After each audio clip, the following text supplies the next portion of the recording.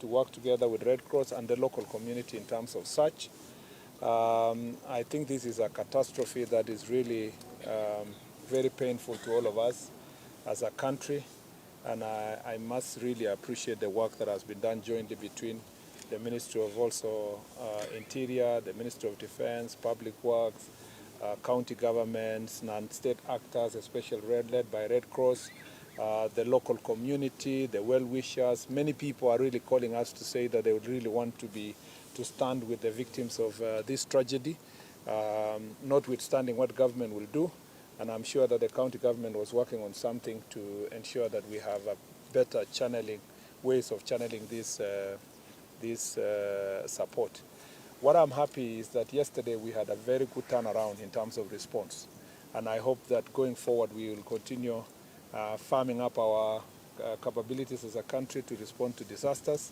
And with climate change, this is a phenomenon that we will be dealing with as time goes. And I want to wish all the injured persons quick recovery, continue condoling with the families that lost their loved ones, and request all of us to support each other. I have asked yesterday the local community to work together with the chiefs, the assistant chiefs, and the Ngao officers to make sure that all of us go to safe grounds. As the rains are still on, it's important that we move many of these people to the safe grounds. Along the entire Kerio Valley is actually under threat as it continues to rain, all the way from these sides of Baringo, Elgeyo side, Marakwet, West Pokot. There's always danger of landslides.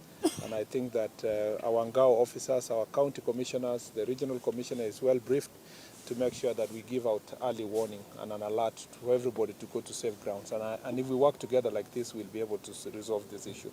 Kwa hivyo ningetaka kuwatakia familia ambao wameumia, wamepoteza ndugu zao, tunawafariji, tunawatakia nguvu ya kutoka Mwenyezi Mungu, na wale wenye wameumia tunawaombea wapone haraka, na tunawashukuru madaktari kwa hospitali mbalimbali ambao wamejitokeza kusaidia wale wapone.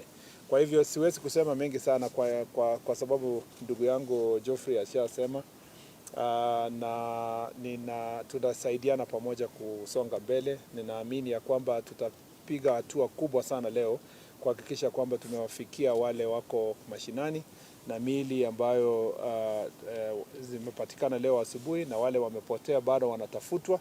Tutafanya kila liwezekanavyo kusaidiana, na nawashukuru sana kila mmoja kwa kujitokeza. Asanteni sana. Unless there is a question really.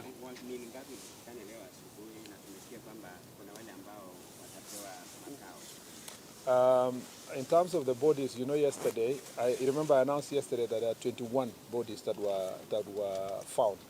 21 included the 2 that were found today on the ground. When I went to Embobud yesterday, so I'm a local, so I have an advantage of continued conversation with the people there.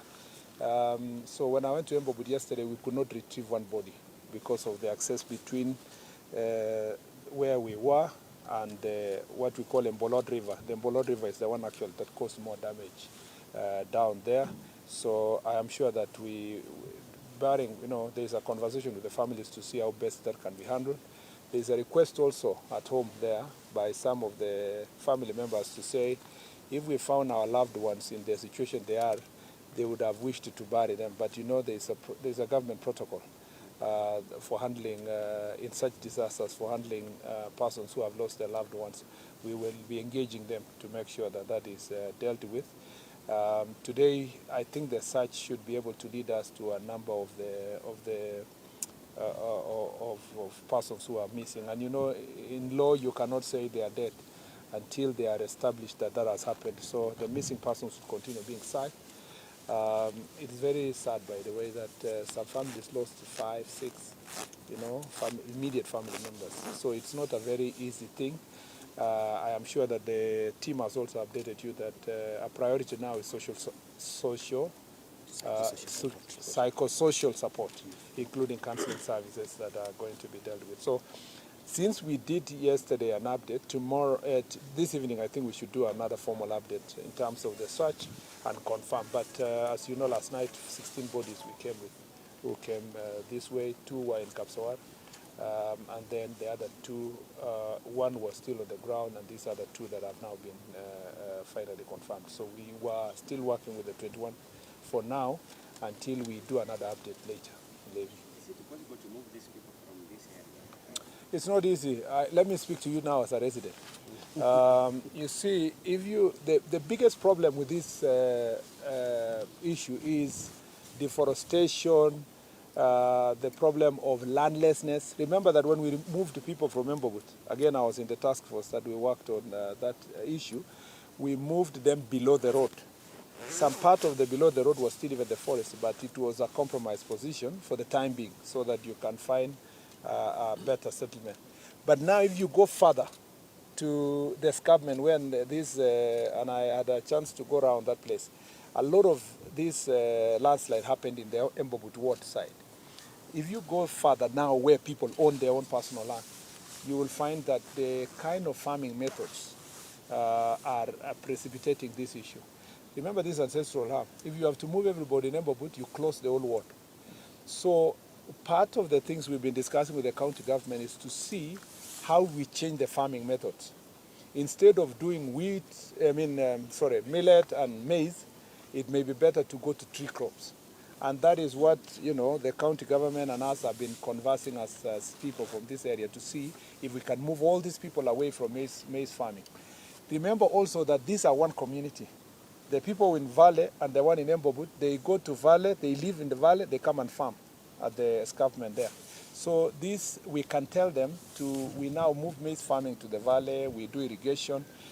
Remember that as we dealt with security issues, there is possibility that these people didn't need to come and do what they were doing, because part of the reason why that farming was happening in the escarpment is because these were people who were running away from insecurity.